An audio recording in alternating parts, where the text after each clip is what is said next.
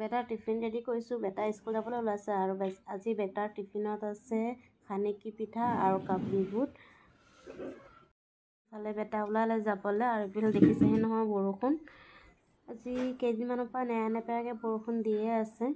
আৰু hello' everyone, কি খবৰ? সকলোৱে আশা কৰোঁ সকলোৱে ভালে কুশলে আছে। আৰু আজি মই যাবলৈ ওলাইছোঁ হস্পিটেলত। ইফালে মা আহিছিলে, মায়ো যায়গৈ। ইফালে অকণমানজনী লৈ যাম ডক্টৰৰ ওচৰত। এতিয়াহে বৰষুণ দিয়াৰ কাৰণে ৰাস্তাবোৰ ইমান বেয়া হৈছে আৰু আমি আহি পাই গ'লোঁ ডক্টৰৰ ওচৰত আৰু বেটীজনীক দেখাব লৈছোঁ। বহি আছোঁ আৰু এইটো হস্পিটেলৰ আগফালৰ গছজোপা চাওকচোন, ইমান ধুনীয়াকৈ ফুল লাগি আছে। কি গছ মই নাজানো, আপোনালোকে জানে যদি ক'বচোন। এতিয়া আমি ৰখাওঁতে সোমাওঁ মই বহুত ভাল পাওঁ। আপুনি কোনে কোনে ভাল পায় ক'বচোন। আৰু এইফালে মই ল'লোঁ কফি।